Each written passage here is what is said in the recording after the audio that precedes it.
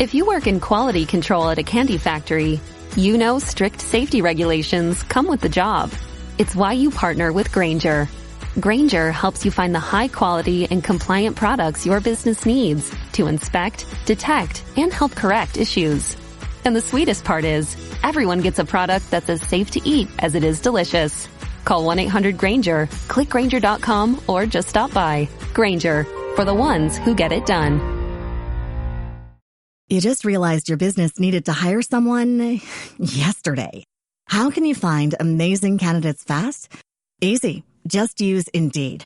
Stop struggling to get your job post seen on other job sites. With Indeed sponsored jobs, your post jumps to the top of the page for your relevant candidates, so you can reach the people you want faster.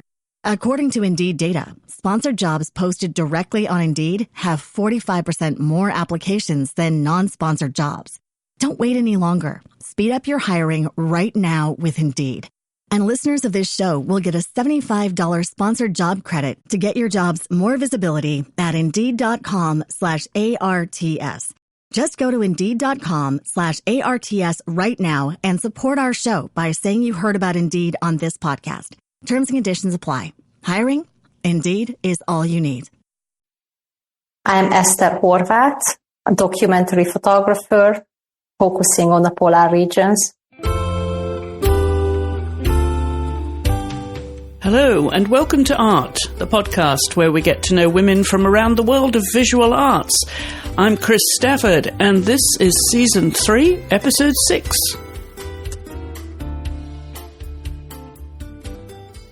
My guest this week is the multi-award-winning polar photographer Esther Horvath, whose work focuses on climate research in the polar regions. By documenting the work and life of scientists who deliver important data, Esther hopes to help make a difference in how people understand what actually is occurring, and her collaborations with scientists help raise public awareness about these increasingly fragile environments. Esther was born in 1979 in Sopron, Hungary. She grew up behind the Iron Curtain, and even though she lived only a few kilometres from the Austrian border, she was 10 years old before the curtain came down, and she was able to explore the Austrian mountains where the Alps start, discovering a world that held a fascination which would become a lifelong passion for her as an explorer. Despite a childhood interest in art and photography, Esther chose to study economics at West Hungarian University for her master's degree. Upon graduating, she worked in the private sector in Vienna, and at 25 she owned her first camera, which would prove to be life-changing. With a growing passion for photography, she decided to go to New York to study photojournalism and documentary photography at the International Center of Photography. After finishing ICP, she received an assignment from Audubon magazine to the Arctic Ocean, which was the next most important milestone in her life. Today, she has documented 25 scientific expeditions in the Arctic and Antarctica. From 2019 to 2020, Esther spent almost 4 months on board the polar stern icebreaker during polar nights in extreme conditions, documenting the Mosaic expedition in the Central Arctic Ocean, the largest ever Arctic Ocean science expedition. In 2022, she was the official photographer of the Endurance 22 expedition, searching and finding Sir Ernest Shackleton's ship, the Endurance. Esther won first prize in World Press Photo Award Environmental Single Category in 2020. And in 2022, she received the Infinity Award from the International Center of Photography in New York for her work in raising awareness about conservation, environmental justice, and climate change. Esther is a contributing photographer and explorer for National Geographic Explorer and a Nikon ambassador and photographer for the Alfred Wegener Institute for Polar and Marine Research. Esther has homes in both Sopron, Hungary and Hamburg, Germany, even though she spends most of her time travelling. Esther, welcome to the podcast. Thank you so much for inviting me. Well, it's a pleasure to have you here because I know it's hard to get you in the studio or at least indoors where it's not a cold environment because so often you're in very cold climates, aren't you? Yes, mostly in the Arctic and sometimes in the Antarctic.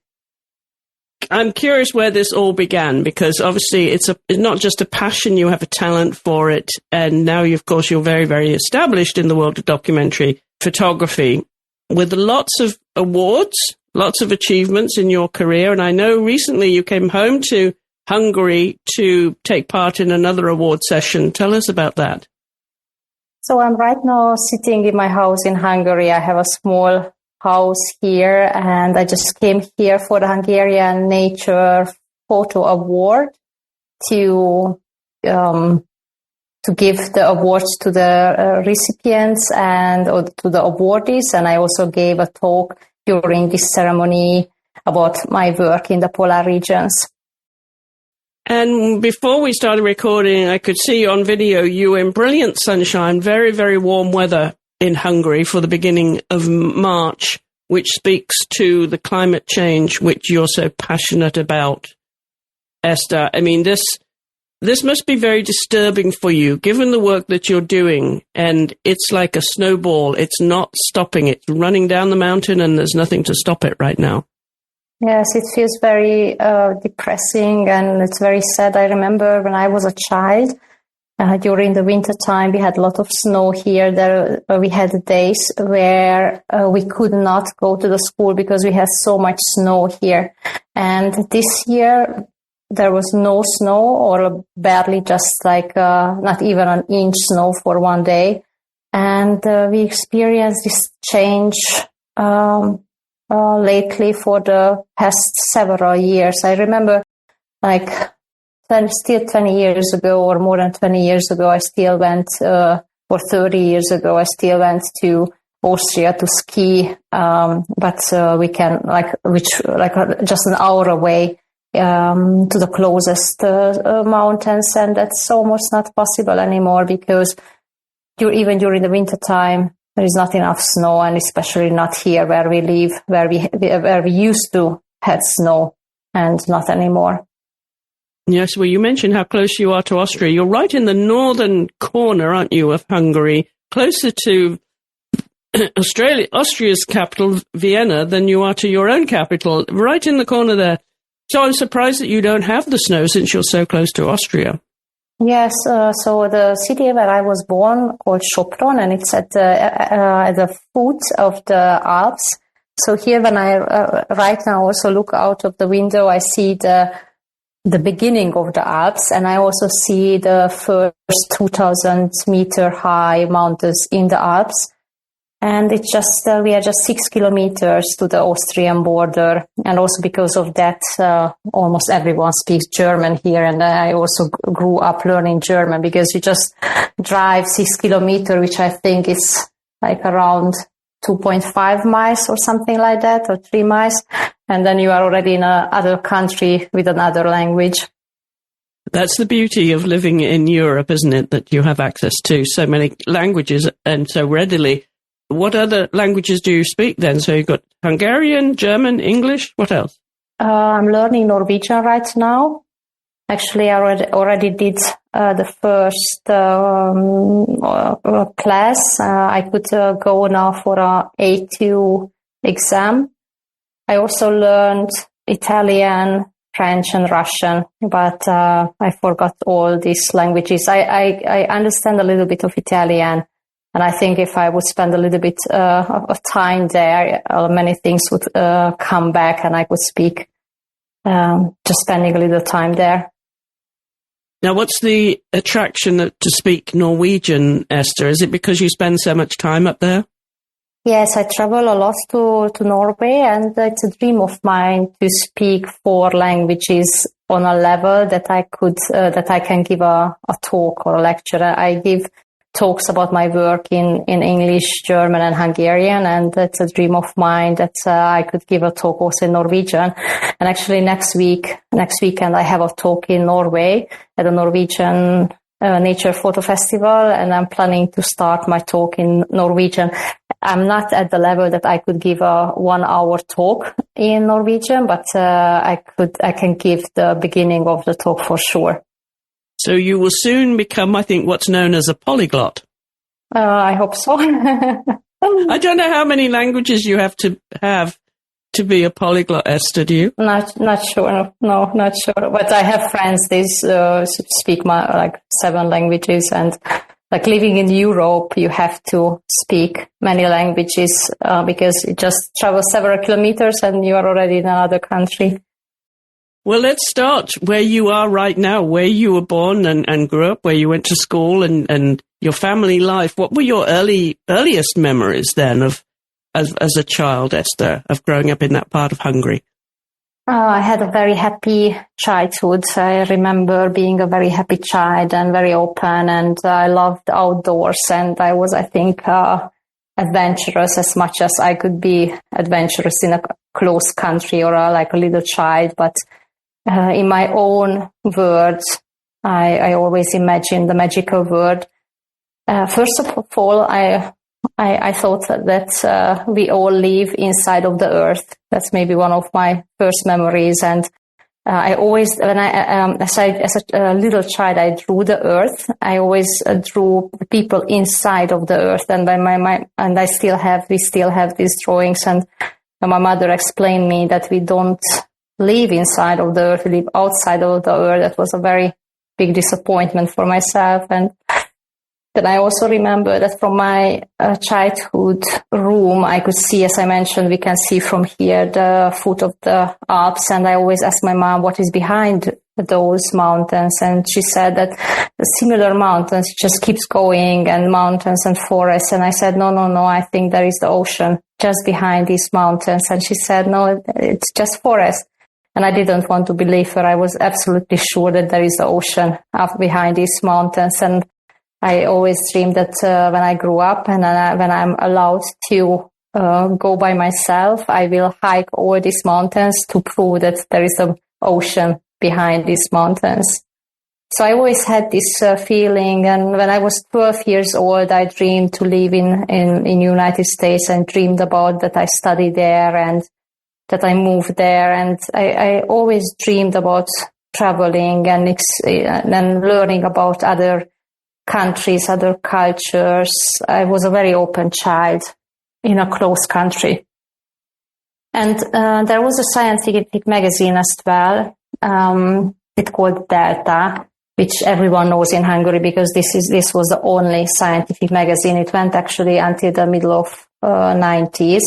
And as a little child, as a 6-year-old girl, I always watched this scientific magazine because it was so adventurous, so interesting, and it always started with the same intro, men marching in a snowstorm in the polar regions. And today I know that they were Japanese scientists marching or walking in a snowstorm in Antarctica. And as a child, I was absolutely fascinated by this. I watched this with big eyes, and I imagined that, I would love to feel this storm and to move forward in the snow on skis and experiencing the exact same thing what they do in this. It was a black and white intro, but I never see any women. So for me, it was this type of adventures were only for men, and seeing like space exploration, polar exploration, all the big explorations were always about men. So I had no female role model in front of me. So I didn't even imagine that me as a little girl behind the closed borders, because I was born behind the Iron Curtain, which meant that the borders were closed. So I couldn't even imagine this.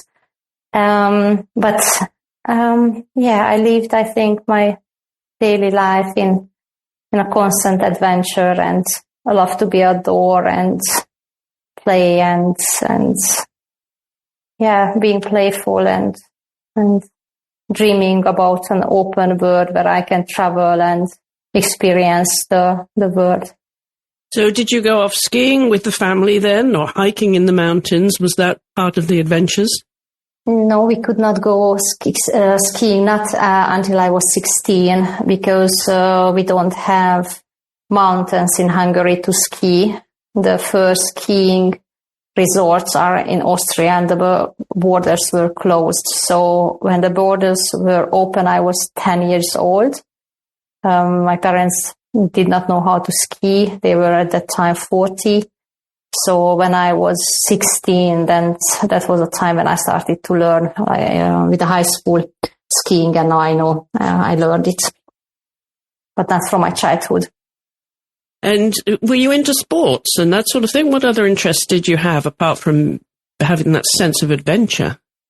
I was absolutely into sport. I loved, running was my favorite, still today. Running is a kind of meditation for me. And it's also a kind of addiction. And I think also sport is a kind of addiction. If I cannot do, of course I have days when I don't do any sport because I feel that my body needs to recover, but I really need regular sport just to get rid of my extra energy, what I have, and get relaxed. And I also get very positive thoughts when I go for running. So I was a very active child, and I was very interested in tennis as well. And all kind of, I wanted to try all kind of sports, like roller skating, and I got my roller skates, and I went to school with it every day, and biked as every child. Maybe there is one sport what I don't appreciate much, and that's swimming.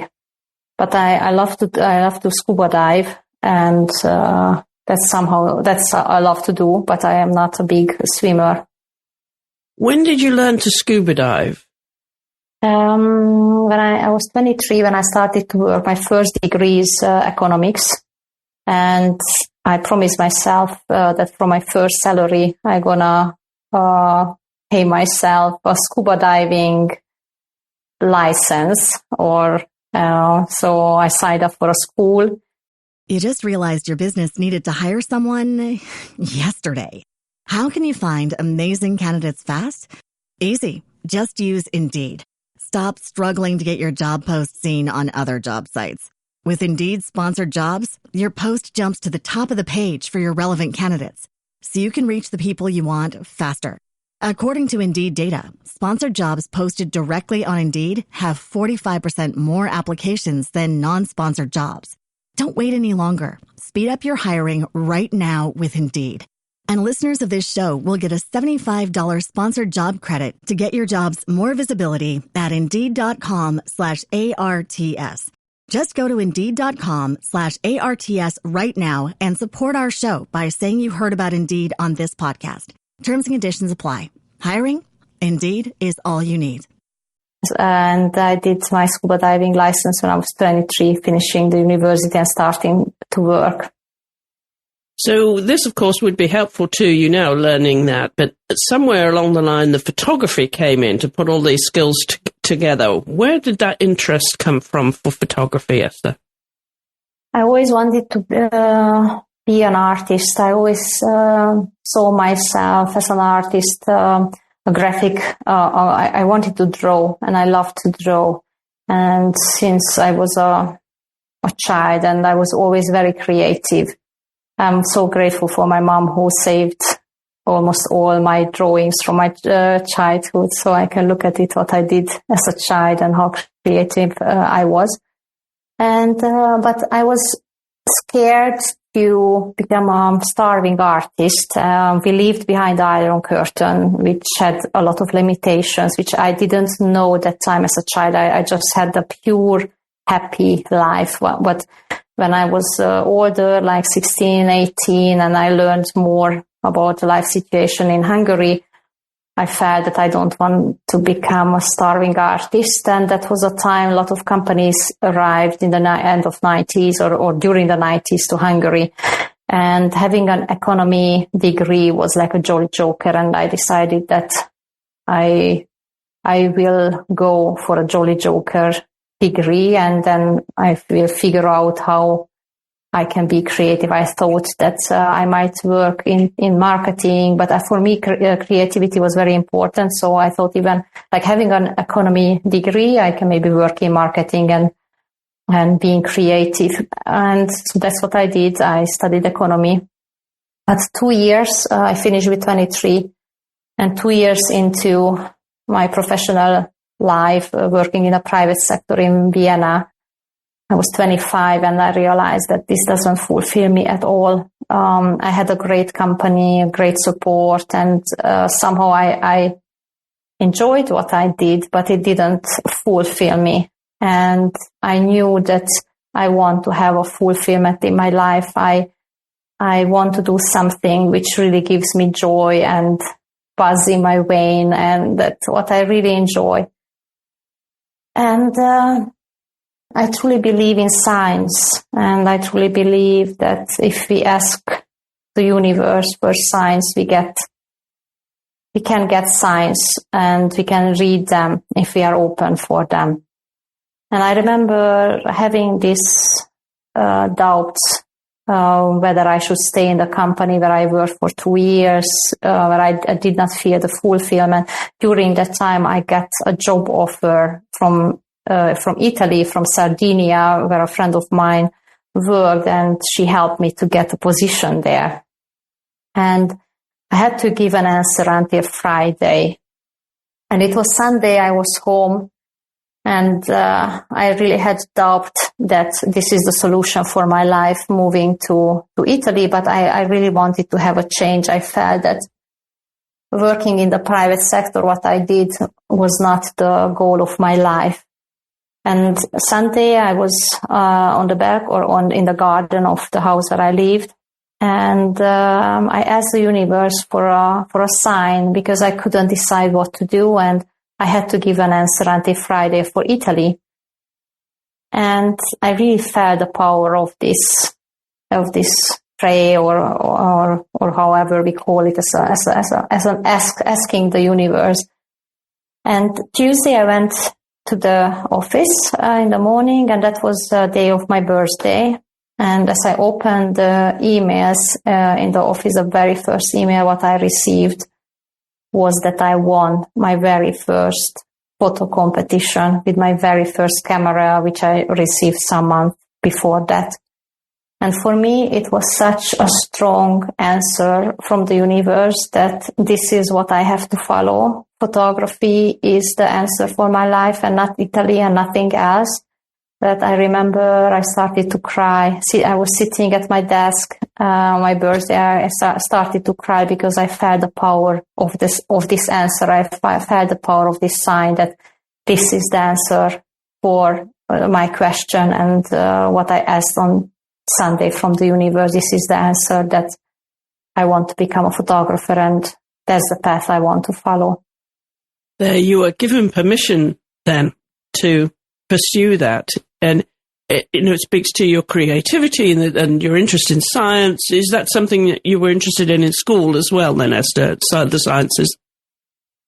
Science, not necessary, but I was always interested in people, and always interested in human stories, and absolutely interested in art. In school, in high school, I was the illustrator of the school newspaper. I drew little stories, like graphic stories, for the text stories in the newspaper, and I thought I'm gonna become a book illustrator. That was my dream, that telling stories in a visual way. But as I mentioned, I was afraid to go that path, and I studied economy. And I was 25 when I received my very first camera. And as I received this camera, and I had it in my hand, and I took my very first pictures, which I still have, I immediately felt that my dream to tell stories in a visual way, I can do it with this camera. And I knew that I want to become a photographer. This is what I want to do. And then when I received on my birthday, after asking the universe for a sign, when I received this sign that I won the photo award, it was absolutely clear for me that I want to become a photographer. And that's a sign which is pushing me that direction. You mentioned to me that both your parents are creative and you have a sister as well. So what did they do? Both are very good in drawing. And my father was a carpenter, and made a lot of, he was very good making it's very difficult to explain it in English. I don't even know the right word for it, but created a sort of design furnitures, like very complicated, handmade, individual furnitures. And my mom worked in the fashion industry. And so, do you still do the artwork? Well, I love it that they saved all your earlier drawings. Do you still have time to do drawing or painting? Yeah, I still do it on a regular basis. I always carry my drawing and painting set when I go to the polar regions. And I also draw at home when I feel a little bit, I gain a lot of energy from creativity. And it's like it has a healing energy, and I really like to be at home, lit candles, which I do every evening, and just sit at the table and draw or paint. And it gives me a lot of energy, a lot of beautiful energy. That's beautiful. Well, you mentioned there that your first degree, master's degree in economics, that was at the West Hungarian University, but you also came to the States, to the International Center of Photography to study photojournalism and documentary photography. When did that happen, Esther, and how did you make your way here from Hungary to do that? So when I was 12, I dreamed about the United States, and I always said that I want to live there, I want to study there, but it was like a very far away place. It was very hard to reach. And when I was 23, I finished my master's in economics, and I started to work for a private company in Vienna, where I mentioned that on being 25, I discovered that it is photography, and which I love dearly, and I feel extremely passionate, and I want to become a photographer. And I started the school in Budapest, a photography school, which I didn't finish. Then I did another workshops in Budapest. And I started to work already as a photographer. I did weddings and portraits and family pictures. And I traveled a lot to Asia, where I also photographed a lot, especially for the company I worked for, because they realized and they saw my photography. So that was actually also very nice that the company I worked for supported also my photography, and I became the photographer also in that company, creating advertising images and creating images and an image bank for the company from the different countries I traveled. But my biggest dream was to work for National Geographic and for the New York Times, and I felt that if I want to reach that dream, I have to make a much bigger step. And that time I lived in Austria. I had a great position actually in the same company. But I felt that I really burn for photography, and I really want to make it happen. That I'm a pure photographer. I'm only a photographer, and not just as a hobby or not just on the side or on the weekends. And I felt that if I want to really make this dream happen, I have to make a bigger step. And I was 32 that time, and actually I wanted to buy an apartment in Hungary, but I decided instead of buying an apartment in Hungary, all the finances I had, I put it into the school and in my living and in my time in New York. And I gave up my life in Vienna. I gave up my position, my apartment and everything. And I packed my life into boxes. I took my life in boxes to my parents, and with 2 suitcases and an address in my hand, I moved to New York to study at the International Center of Photography. And this was one of the most important decisions of my life. Clearly a milestone, a turning point in your career. So did you have connections here then in the States to help you on your way once you got here? Nothing. So I moved there like kind of blank. But what I had is that before I moved, before I signed up and before I was accepted for the school, I did a 1-week workshop in New York, just figure it out if this is really what I want to do, because I knew if I will do this move, I have to give up my entire life and all the finances I have to put into my life and into this year and the school in New York. So I knew that this is a big step in my life. So I was there for a workshop, and there I met some people, and when we had a Facebook group. So when I got accepted to the school, I posted in this Facebook group that I'm looking for an apartment, and one of my classmates wrote me back that he's searching actually for a roommate. So besides him, I did not know anyone. You just realized your business needed to hire someone yesterday. How can you find amazing candidates fast? Easy. Just use Indeed.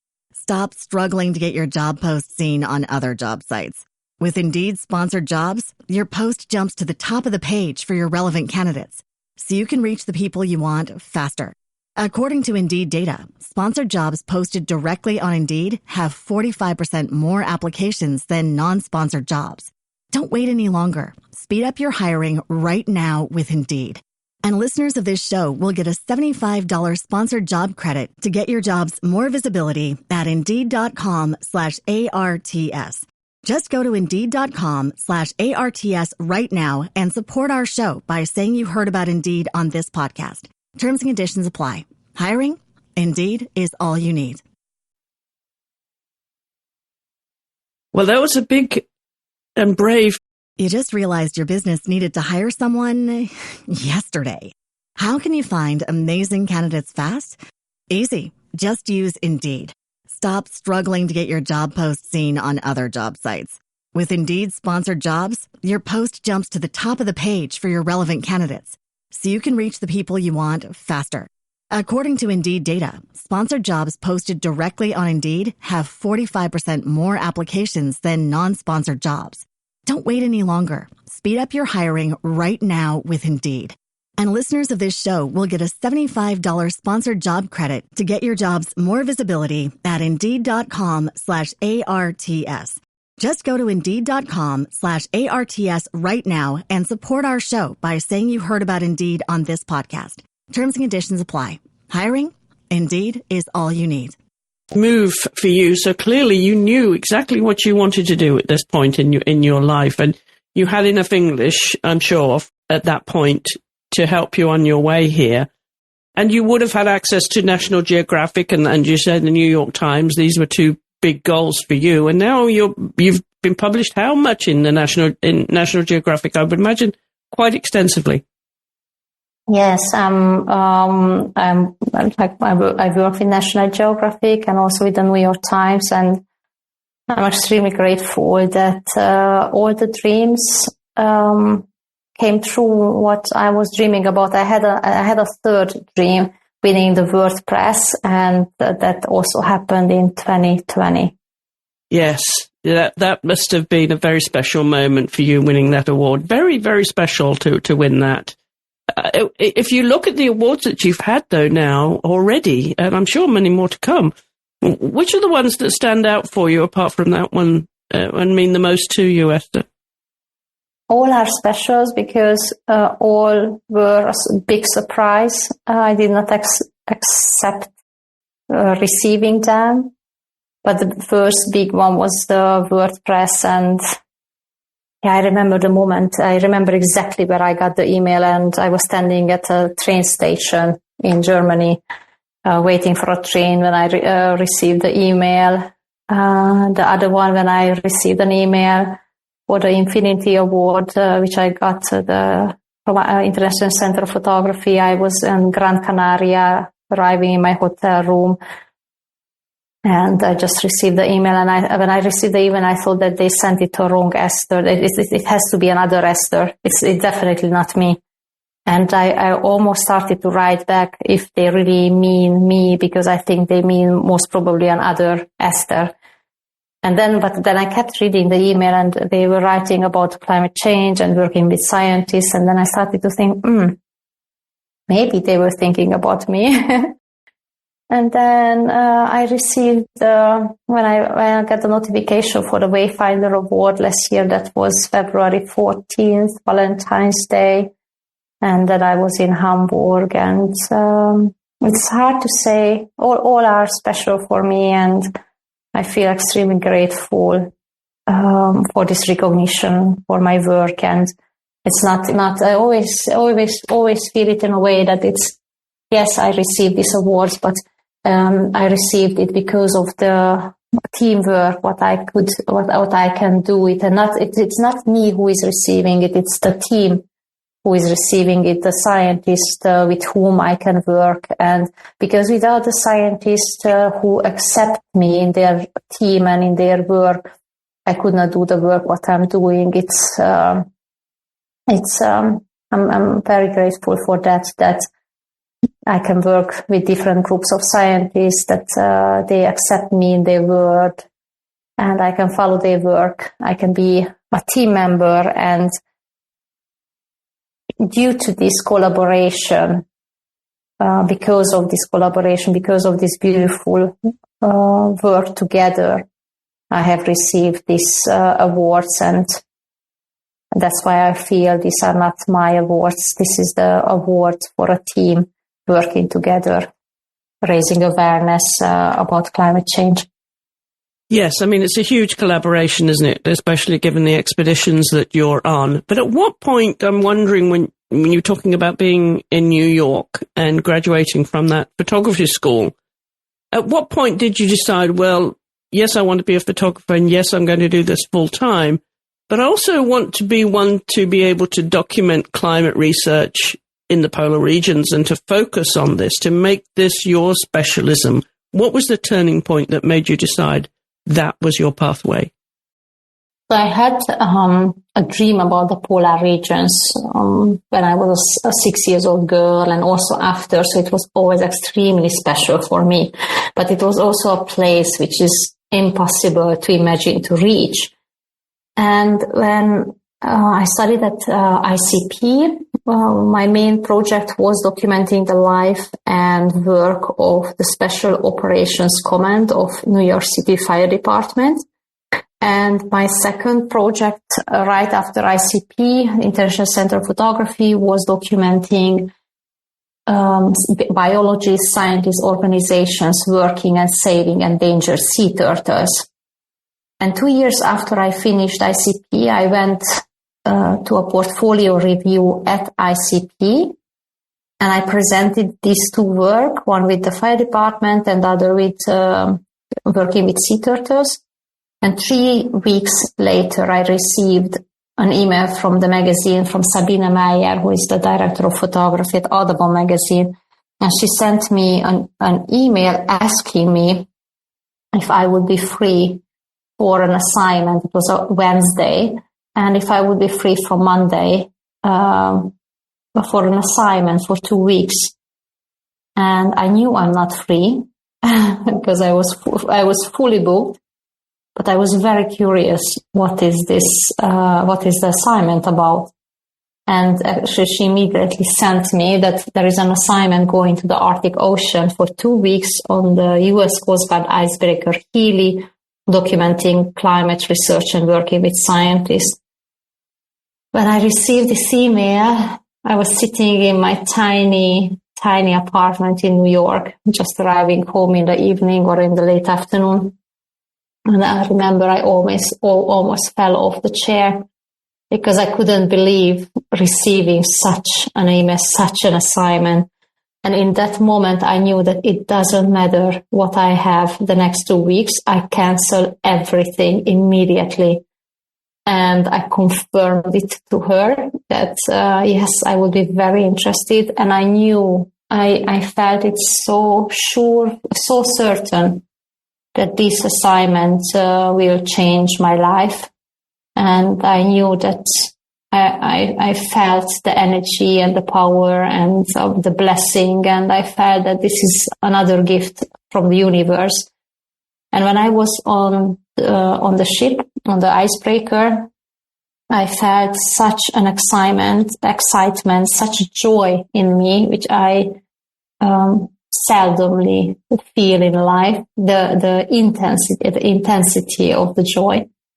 And I knew that this is exactly what I want to do. I want to work with scientists. I want to work in polar regions, and I want to raise awareness about the changing environment. And I also remember my 6-year-old girl who dreamed about these polar regions, who never saw a woman working in the polar regions. And I was there on the icebreaker and so grateful for everything what was happening in my life. And I knew that what was happening was a milestone, and I knew that it would change my life.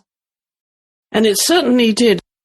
You were being an icebreaker yourself for women as a pioneer, I would imagine. Were there any other women on the icebreaker with you? Yes, luckily it is.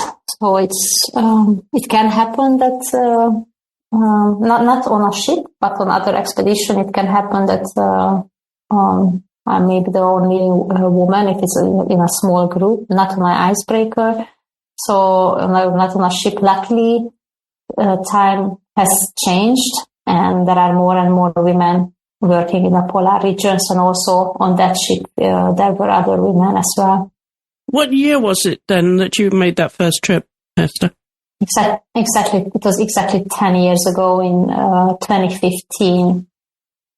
And from there, then, when you came back, did you feel that because this was obviously life-changing for you, that you could start to make choices as to what work you did? When I came back, or already during this trip, I decided that this is exactly what I want to do.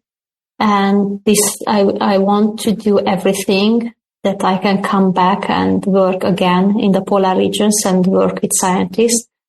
And I decided that I am going to cancel all the assignments, which actually just taking time from me reaching my next dream. And I felt that if I cancel all the assignments, which are not about the polar regions, which meant that nothing was at that time about the polar regions, I felt that I want to cancel all the assignments, that I have time to do research, to figure out how I can go back to the polar regions. And this is what I did. I came back, I canceled all the assignments, I changed my website, I changed my business card, I created flyers, everything about the Arctic Ocean. And 3 weeks later, I was in Norway meeting the Norwegian Polar Institute for collaboration. And while I was there, the former director, Karin Lochte from the Alfred Wegener Institute, from the German Polar Institute, was there to give a lecture. And that was the next blessing in my life, a next gift from the universe, that we were there in Norway, in Tromsø, in the same time. And I could meet her, I could go to her lecture. And I introduced myself after her lecture, and I told her that I just came back from the Arctic Ocean and working on the U.S. coastal icebreaker Healy. I told that I live in New York, and I would be very interested to collaborate with the German Polar Institute. And she gave me a meeting next day at 7:30 breakfast time. And right there at the breakfast table, she gave me 2 expeditions to join, and this is how the collaboration with the Alfred Wegener Institute started. And I always feel that if we make one step towards our goals or towards something we want to reach, the universe supports the next step. And I traveled from New York to Tromsø to Norway to meet the Norwegian Polar Institute and having collaboration. And at the same time, something else happened, like the German director of the German Polar Institute was there also in the same time. And I feel that so I could meet, and I also have a great connection to the Norwegian Polar Institute. And I feel that we have to get out of our apartment. We have to get out of our comfort zone. We have to make the steps, and when we do that, and I always feel when I get out of my comfort zone and I make steps, that's when magic happens. Magic indeed, it did. And of course, with these assignments came financial security. It sounds like you were already getting a lot of work anyway, but this would be a different level of financial security. But also that, of course, in like any film production, enables you to buy the gear that you need for that kind of assignment, those kind of assignments. And that's not a cheap exercise, is it? So tell us a little bit about that, because I think there'll be photographers listening thinking, how did you manage to afford to get the equipment that you needed to prove that you could do the job, right? I mean, it's a chicken and egg in a way. Yes. For a long time, I had a double life, so to say, because I knew what I want to do. I knew that I want to work on long stories. I want to work. I always knew that when I started to study at International Center of Photography, studying documentary photography, I knew I want to focus on people, on group of people, on groups who inspires us. That's the reason I worked with the New York City Fire Department, and then with the biologists and scientists working with sea turtles. And then 2 years later, finishing the school, the polar regions came in 2015. So I knew that I want to work on long-term stories and creating my portfolio, focusing on stories which really, really interest me. But I also knew that if I do that, only that, it's very difficult financially, because being a starting photographer, not necessarily make your living, especially living in New York City.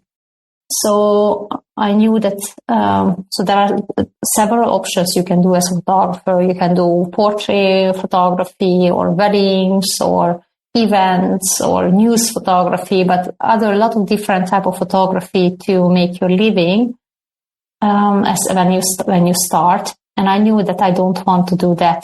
I knew that I don't want to do portraits, weddings anymore, and just to make money.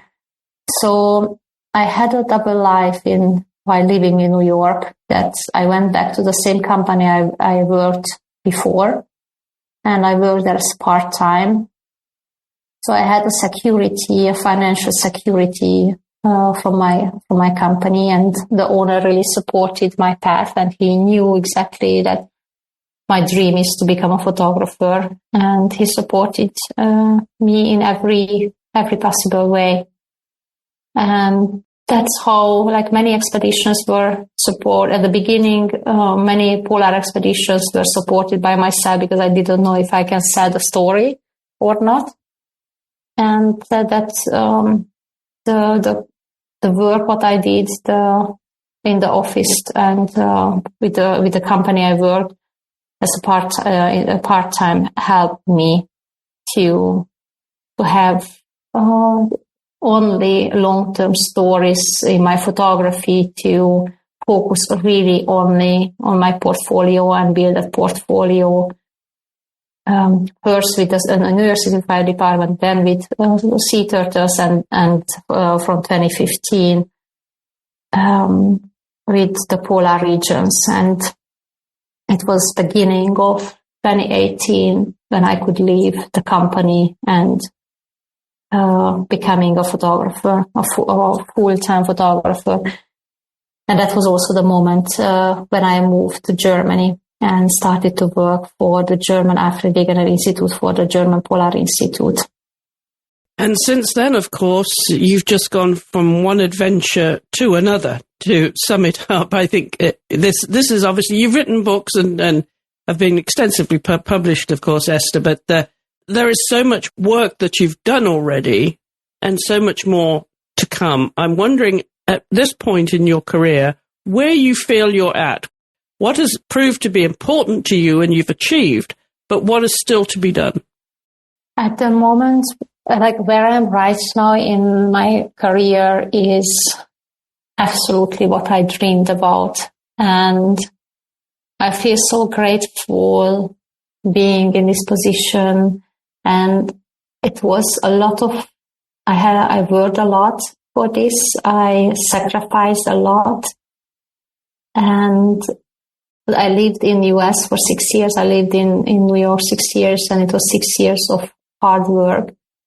But also after moving to Germany. But in the same time, I always say that for photography, using the work is not fitting really, because it's more, I'm doing my passion. So I have a friend of mine who is also very creative, and then we created the word, we are passionating. Because I don't feel I'm working. But I spend a lot of time, a lot of commitment and dedication for my photography. And yes, and where I am right now is, I'm just so grateful for everything what happened. And I'm so grateful for all the expeditions, what I did with all the scientific teams, for all the awards and all the publications, the collaboration. And since last year, I'm also a National Geographic Explorer, which was an absolute dream of mine. And what I would still love to achieve is that I would love to do more for children. I'm already doing like classrooms and classes, but I have ideas for children and inspiring women, girls, and just having more focus on women and children in regards of inspiration and support, and giving back. And so what are the projects on your calendar for 2025, Esther? So I have a project called Stars of Polar Night, which focuses on the northernmost community of the planet, which is it's called New Alisson. It's a research station, and it's like a town, a village, where in the entire town, everyone who lives there works for climate and environmental research. It's not a civilian. It's a civilian town, but it's not a town where you can just live or have a regular job. It's you can only live there if you work for an institute and if you work for a climate or environmental research institute. In this town, or in this New Orleans research station, there are 11 nations conducting climate research. And I'm focusing on this community since 2021, where I started to document their life and research during the polar night. There are 35-40 people living there during the polar night, and I focus on that period, which lasts 4 months. And it's a project which I started to exhibit. The first exhibition was in New York at Photoville. And I just had an exhibition at Robert Kappa Photography Center in Budapest, and I'm planning the next one. I had it also in Germany, and I'm planning the next exhibitions. And I had several publications as well. It was in National Geographic in the December issue, and I want to continue this project this year with more exhibitions, with more work, and going back to the station. And that's in this project, I show the dedication of scientists conducting climate and environmental research also during the polar night. and I especially focusing on women with a portrait series. This portrait series called Women of Arctic Science. So this project has several layers, and I want to continue working on it. Well, that is quite a list to do, quite a shopping list. Do you have to ever turn away work now because you're in such demand?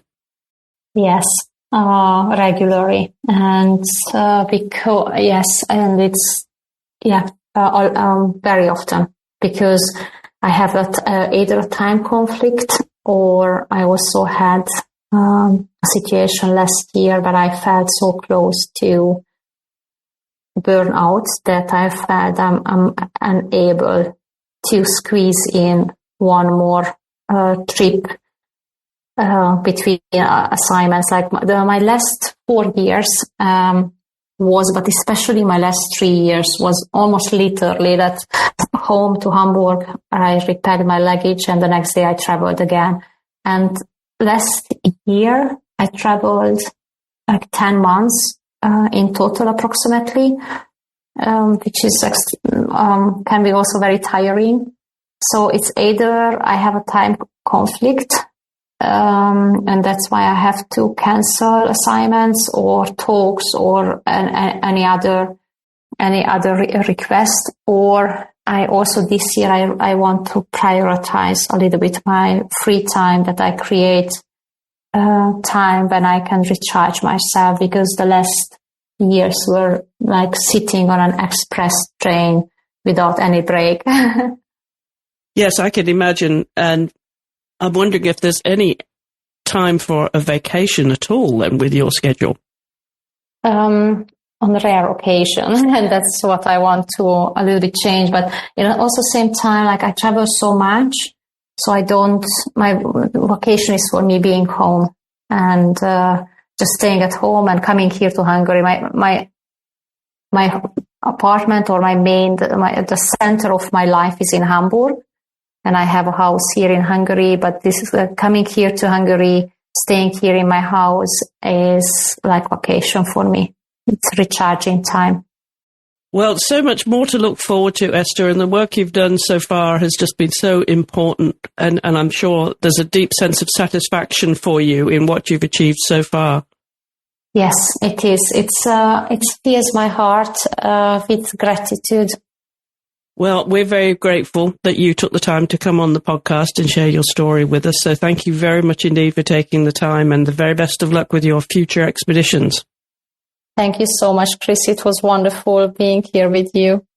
And if you hop over to the Art Podcast YouTube channel, you'll find Esther and me in conversation. After we recorded the podcast, we talk about a few of the other things that we didn't get to talk about on the show. So hop over to the Art Podcast on YouTube, subscribe to us there, where you can find more videos of all of our guests here on Season 3 of the podcast. And if you scroll down the show notes on your podcast app, you'll find a full transcript of the show. And as always, you will find links to the guest's social media and their website, and also to our social media and our email address. So if you have any suggestions for guests, do drop us a line to theartpodcast@gmail.com. We love to hear from you, and we do get lots of suggestions. So please do drop us a line there, or you can leave a comment on our posts on Instagram and on YouTube. I'll be back in 2 weeks' time, when my guest will be the British fine artist Frances Featherstone.